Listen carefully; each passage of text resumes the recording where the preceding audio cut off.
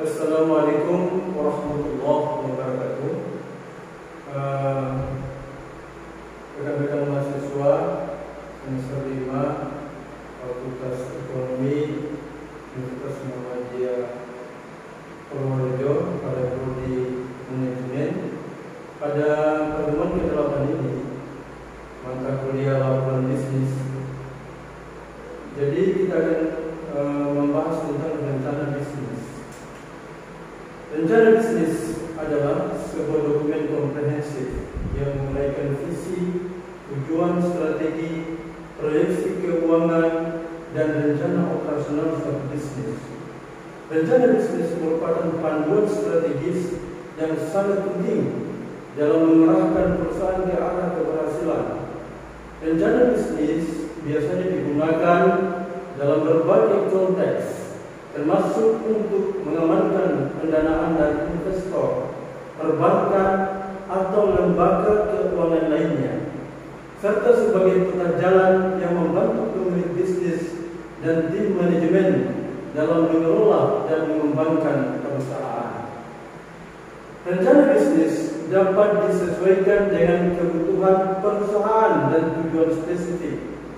Selain itu, rencana ini dapat digunakan sebagai alat komunikasi internal yang membantu tim manajemen dalam pemantauan progres dan perencanaan jangka panjang.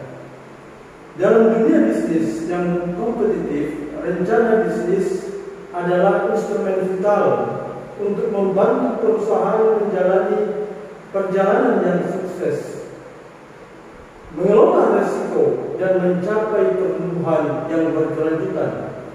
Itu juga dapat menjadi alat yang kuat dalam membujuk investor, para pemegang saham, dan pihak-pihak lain untuk mendukung visi dan misi perusahaan. Sebenarnya apa yang menjadi komponen utama dalam rencana bisnis? Tujuan bisnis itulah yang pertama yang menjadi komponen dalam rencana bisnis. Rencana bisnis harus memulai dengan mengidentifikasi tujuan bisnis, yang tentunya tujuan bisnis yang jelas. Ini mencakup visi, misi, nilai-nilai perusahaan, dan tujuan jangka pendek maupun tujuan jangka panjang. Tujuan ini mencerminkan arah strategis perusahaan. Mengidentifikasi tujuan bisnis yang jelas merupakan langkah kunci dalam pembuatan rencana bisnis yang sukses. Tujuan bisnis mencakup sejumlah elemen penting yang memberikan arah strategis kepada perusahaan. Berikut adalah penjelasan lebih rinci tentang komponen-komponen tersebut. Yang pertama adalah visi bisnis. Visi bisnis adalah gambaran jangka panjang tentang di mana perusahaan ingin berada pada saat atau di masa depan itu. Ini adalah pandangan ambisius tentang prestasi-prestasi besar yang ingin dicapai. Visi memberikan inspirasi, motivasi, dan arah jangka panjang kepada perusahaan, serta menggambarkan bagaimana perusahaan ingin dikenal di pasar dan di industri. Yang kedua adalah misi bisnis. Misi bisnis adalah pernyataan singkat yang merangkum alasan eksistensi perusahaan. Ini menjawab pertanyaan, mengapa perusahaan ini perlu ada? Misi menjelaskan tujuan inti perusahaan dan apa yang ingin dicapai untuk konsumen, pasar, atau masyarakat secara umum. Misi bisnis memberikan landasan moral dan etika perusahaan serta menggambarkan dampak positif yang ingin dicapai. Yang ketiga adalah nilai-nilai perusahaan. Nilai-nilai perusahaan mencerminkan prinsip-prinsip inti yang akan membimbing perilaku dan keputusan di seluruh organisasi. Nilai-nilai ini mencakup etika, integritas, keberlanjutan, inovasi, kerjasama, dan nilai-nilai lain yang menjadi panduan dalam berinteraksi dengan pelanggan, karyawan, dan pemangku kepentingan lainnya. Kemudian yang keempat adalah tujuan jangka panjang dan tujuan tujuan jangka pendek, tujuan jangka pendek ini mencakup target-target yang ingin dicapai dalam waktu singkat, seringkali dalam 1 tahun atau beberapa bulan saja. Sementara itu tujuan jangka panjang merinci pencapaian yang diharapkan dalam beberapa tahun ke depan, mungkin dalam rentang waktu 3, 5, atau 10 tahun. Tujuan ini harus terukur, realistis, dan relevan dengan visi dan misi perusahaan. Mengapa visi misi, nilai-nilai perusahaan dan tujuan jangka pendek dan jangka panjang penting dalam rencana bisnis? Karena tujuan bisnis yang jelas memberikan arah strategis kepada perusahaan, membantu dalam pengambilan keputusan, dan memberikan dasar bagi tindakan yang konsisten di seluruh organisasi. Mereka juga menjadi panduan dalam mengukur kesuksesan dan mengidentifikasi ketidakberhasilan yang dapat membantu perusahaan menyesuaikan strategi mereka jika diperlukan. Selain itu, tujuan bisnis yang jelas juga dapat menjadi alat komunikasi yang kuat kepada pemangku kepentingan eksternal seperti investor, mitra bisnis, dan pelanggan. Mereka dapat memahami tujuan perusahaan dan melihat komitmen perusahaan terhadap tujuan-tujuan tersebut. Dalam rangka mencapai kesuksesan bisnis, penting untuk tidak hanya merinci tujuan bisnis, tetapi juga untuk mengikuti dan menilai pencapaian mereka secara berkala. Ini memastikan bahwa perusahaan tetap fokus pada visi dan misi mereka sambil menyesuaikan strategi bisnis jika diperlukan untuk mencapai tujuan tersebut. Kemudian apa yang menjadi komponen utama dalam rencana bisnis yang kedua? Yang kedua itu adalah strategi. Rencana bisnis harus menjelaskan strategi bisnis secara rinci. Ini mencakup penentuan target pasar, analisis pesaing, posisi unik bisnis dalam industri, serta bagaimana perusahaan akan mencapai pertumbuhan dan keunggulan bersaing. Penjelasan tentang strategi bisnis yang rinci dalam rencana bisnis adalah hal yang sangat penting, karena ini adalah bagian inti yang akan membimbing semua aspek operasional perusahaan. Berikut adalah komponen-komponen utama yang harus dijelaskan dalam strategi bisnis. Yang pertama adalah penentuan target pasar.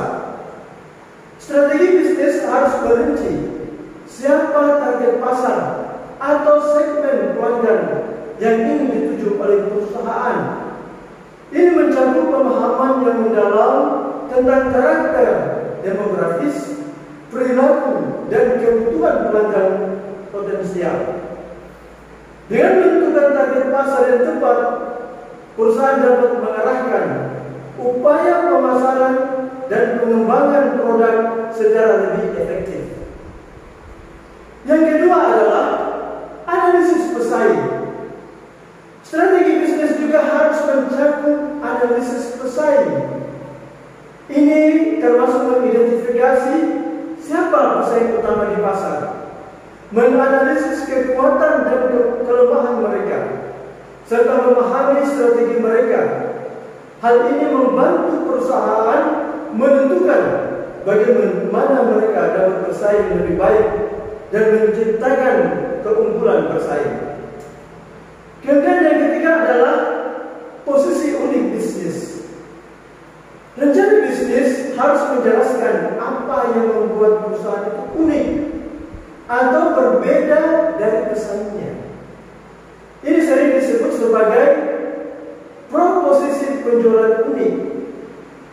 Pemahaman tentang apa yang membedakan perusahaan akan membantu dalam mengembangkan pesan pemasaran yang kuat dan menarik bagi pelanggan.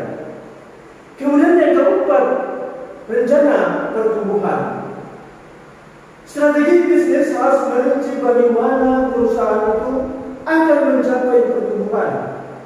Ini dapat mencakup berbagai strategi seperti perluasan geografis, diversifikasi produk, akuisisi perusahaan, peningkatan pemasaran, atau pengembangan pasar baru. Rencana pertumbuhan harus realistis dan sesuai dengan sumber daya yang tersedia. Kemudian yang kelima adalah keunggulan bersaing. Perencanaan harus menjelaskan cara perusahaan akan menciptakan dan mempertahankan keunggulan bersaing. Ini dapat mencakup faktor seperti inovasi produk, biaya yang lebih rendah, mutu yang lebih tinggi, layanan pelanggan yang unggul, atau keunggulan lain yang membuat perusahaan lebih menarik daripada pesaing. Kemudian yang keenam adalah strategi pemasaran. Strategi pemasaran adalah bagian penting dari strategi bisnis. Rencana bisnis harus menjelaskan bagaimana perusahaan akan memasarkan produk atau layanannya kepada pelanggan target. Ini mencakup rencana pemasaran, penggunaan saluran distribusi, promosi, dan penetapan harga. Kemudian yang ketiga adalah rencana inovasi. Dalam dunia bisnis yang terus berubah, maka strategi bisnis juga harus mencakup elemen inovasi. Bagaimana perusahaan akan terus berkembang dan beradaptasi dengan perubahan pasar dan teknologi. Maka inovasi dapat mencakup pengembangan produk baru, peningkatan proses atau pembaruan terus-menerus untuk tetap relevan. Jadi strategi bisnis yang rinci adalah landasan untuk semua tindakan perusahaan. Ini membantu perusahaan untuk tetap fokus pada tujuan strategi, mengidentifikasi peluang dan mengatasi tantangan. Selain itu, strategi bisnis yang jelas juga memudahkan komunikasi dengan tim internal dan pemangku kepentingan eksternal seperti investor yang ingin memahami arah perusahaan. Penting untuk diingat bahwa strategi bisnis bukanlah dokumen statis sifatnya. Ini harus dinilai ulang secara berkala untuk memastikan bahwa perusahaan tetap relevan dan mampu beradaptasi dengan perubahan pada lingkungan bisnis yang ada. Kemudian yang menjadi komponen utama dalam rencana bisnis yang ketiga adalah proyeksi keuangan.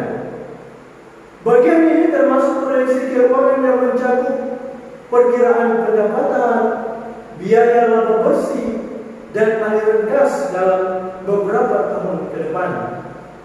Proyeksi ini menjadi alat penting dalam menilai kelayakan bisnis dan meyakinkan calon investor atau pemberi pinjaman. Berikut ini adalah penjelasan mendalam tentang komponen-komponen proyeksi keuangan dan perannya dalam rencana bisnis. Yang pertama adalah perkiraan pendapatan.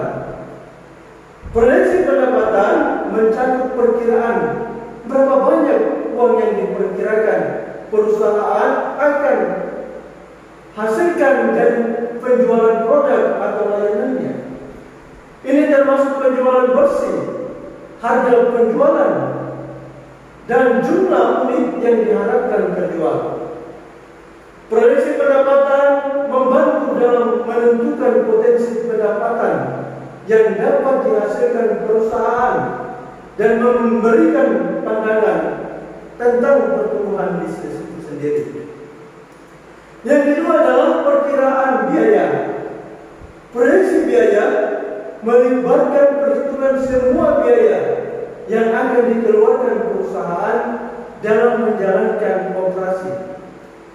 Ini mencakup biaya produksi, biaya overhead, biaya pemasaran, gaji dan upah, bahan baku, biaya sewa, dan lain-lain. Proyeksi biaya membantu dalam menilai seberapa efisien perusahaan dalam mengelola sumber daya dan mengidentifikasi area-area potensial untuk sebuah penghematan. Yang ketiga adalah laba bersih. Laba bersih adalah selisih antara pendapatan dan biaya. Proyeksi laba bersih memberikan gambaran tentang seberapa menguntungkannya perusahaan dalam jangka waktu tertentu. Ini adalah salah satu ukuran kunci dalam menilai kinerja keuangan perusahaan dan menentukan apakah bisnis tersebut berpotensi menghasilkan keuntungan. Yang keempat adalah aliran kas. Proyeksi aliran kas adalah perkiraan tentang bagaimana uang masuk dan keluar dari perusahaan dalam beberapa tahun ke depan. Ini mencakup penerimaan dan penjualan, pengeluaran untuk biaya operasional, pembayaran pinjaman, investasi dalam aset baru, dan lain-lain. Proyeksi aliran kas penting karena aliran kas yang sehat adalah salah satu faktor kunci dalam menjaga kelangsungan bisnis Anda. Rencana operasional ini adalah komponen utama dalam rencana bisnis pada tahap yang keempat. Rencana bisnis merinci operasi harian perusahaan, termasuk struktur organisasi, perencanaan sumber daya manusia, rantai pasokan, pemasaran, penjualan, dan layanan pelanggan. Ini membantu dalam menjalankan bisnis sehari-hari dengan efisien. Merinci operasi harian perusahaan dalam rencana bisnis adalah penting, karena ini memberikan panduan yang jelas untuk mengelola bisnis dengan efisien. Ini mencakup sejumlah elemen yang harus diperhatikan. Apa yang menjadi elemen yang harus diperhatikan dalam rencana operasional itu? Yang pertama adalah struktur organisasi. Rencana bisnis harus menjelaskan struktur organisasi perusahaan. Ini termasuk bagaimana perusahaan diorganisasi, siapa yang bertanggung jawab atas apa, dan bagaimana komunikasi dan hierarki kerja diatur. Struktur organisasi yang baik membantu menghindari kebingungan dalam pengambilan keputusan dan memungkinkan tugas dan tanggung jawab yang jelas, sehingga baik pimpinan maupun para pekerja merasa jelas ketika berada di dalam perusahaan tersebut. Yang kedua adalah perencanaan sumber daya manusia atau SDM. Bagian ini harus mencakup strategi SDM, termasuk rencana perekrutan, pelatihan, pengembangan pegawai, dan pengelolaan karyawan. Ini mencakup jumlah staf yang diperlukan, kualitas yang diperlukan, serta kebijakan penggajian dan manajemen kerja. Perencanaan sumber daya manusia yang efektif membantu perusahaan memiliki tim yang kompeten, yang terlibat dalam berbagai kegiatan. Yang ketiga adalah rantai pasokan. Rantai pasokan adalah proses yang mencakup pengadaan, produksi, penyimpanan, dan distribusi produk atau layanan. Dalam rencana bisnis perlu merinci bagaimana rantai pasokan akan dielaborasi, termasuk pemasok yang digunakan, persediaan yang diperlukan. Itu semua adalah rantai pasokan yang diharapkan. Oleh karena itu proses produksi dan manajemen risiko pasokan, mengelola rantai pasokan dengan baik dan untuk menjaga kesediaan produk dan kepuasan pelanggan. Inilah yang sangat diharapkan. Kemudian yang keempat adalah pemasaran dan penjualan. Bagian ini harus menjadi menjelaskan strategi pemasaran dan penjualan yang akan digunakan perusahaan untuk mencapai pelanggan dan mencapai target penjualan. Ini mencakup pemilihan saluran pemasaran, promosi, penetapan harga, dan rencana pemasaran online maupun offline. Rencana ini membantu perusahaan untuk menciptakan hubungan dengan pelanggan dan mempromosikan produk atau layanannya. Kemudian yang kelima adalah layanan pelanggan. Rencana bisnis harus merinci bagaimana perusahaan akan menyediakan layanan pelanggan yang berkualitas. Ini mencakup respon terhadap pertanyaan dan masalah pelanggan, ya. Kebijakan pengembalian, garansi produk, dan cara komunikasi dengan pelanggan. Layanan pelanggan yang baik adalah kunci untuk mempertahankan pelanggan yang puas dan membangun reputasi yang baik, sehingga akan ada pelanggan tetap yang selalu akan datang ke perusahaan Anda. Berikut adalah apa sih yang menjadi komponen utama dalam rencana bisnis yang kelima, yaitu analisis risiko. Identifikasi dan analisis risiko adalah komponen penting dalam rencana bisnis karena membantu perusahaan untuk memahami ancaman dan tantangan yang mungkin dihadapi selama perjalanan bisnisnya. Ini mencakup pengenalan potensi, hambatan, risiko, dan ketidakpastian yang bisa mempengaruhi kinerja perusahaan itu sendiri. Berikut adalah penjelasan lebih rinci mengenai peran penting identifikasi dan analisis risiko dalam rencana bisnis. Yang pertama adalah pengenalan risiko itu sendiri. Identifikasi risiko melibatkan mengidentifikasi berbagai macam risiko yang mungkin dihadapi perusahaan. Ini termasuk risiko internal seperti masalah operasional dan manajemen, serta risiko eksternal seperti perubahan pasar, perubahan regulasi, persaingan, atau risiko lingkungan. Mengenai risiko-risiko ini adalah langkah pertama dalam mengelola bisnis kita. Yang kedua adalah penilaian risiko. Setelah risiko diidentifikasi, maka langkah berikutnya adalah penilaian risiko. Ini melibatkan menilai sejauh mana risiko-risiko tersebut dapat mempengaruhi bisnis kita, baik dari segi dampak maupun probabilitas terjadinya risiko tersebut. Ini membantu dalam memprioritaskan risiko yang perlu mendapatkan perhatian yang paling besar. Kemudian yang ketiga adalah dampak risiko. Analisis risiko harus mencakup pemahaman tentang seberapa besar dampak risiko pada operasi dan keuangan perusahaan. Ini mencakup perhitungan potensi kerugian finansial, penurunan penjualan, hilangnya reputasi, atau dampak lain yang mungkin terjadi. Kemudian yang keempat adalah probabilitas risiko.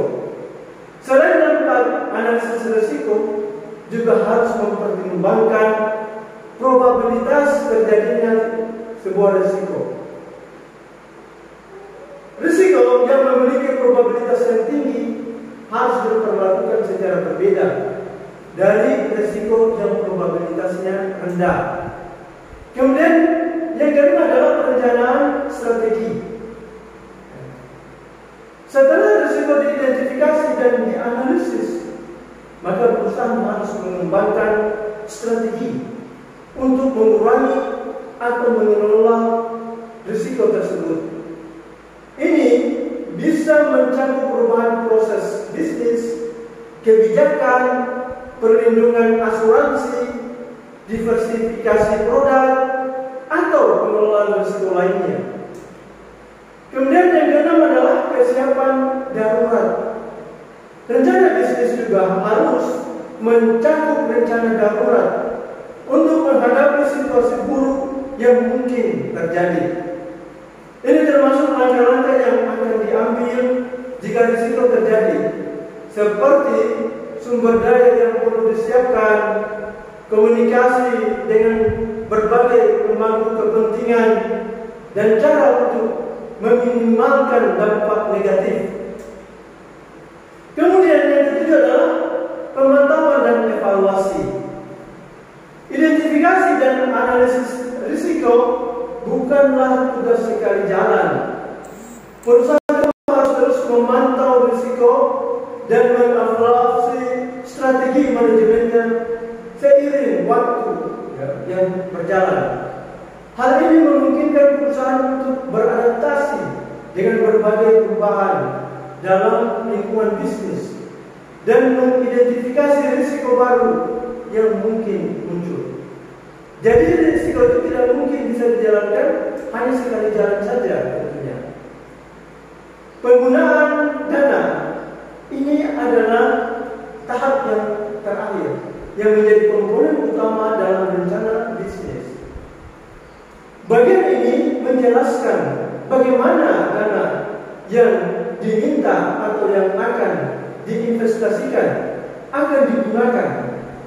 Ini penting untuk meyakinkan para investor tentang penggunaan dana dengan secara bijaksana.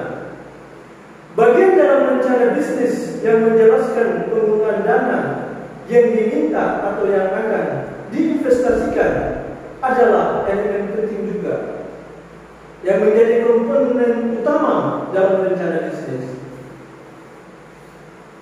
Dalam membangun kepercayaan tentunya kepada para investor atau pemberi pinjaman.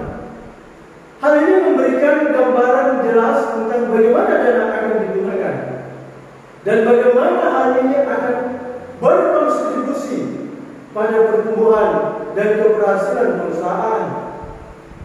Oleh karena itu, berikut adalah penjelasan lebih rinci mengenai pentingnya bagian ini.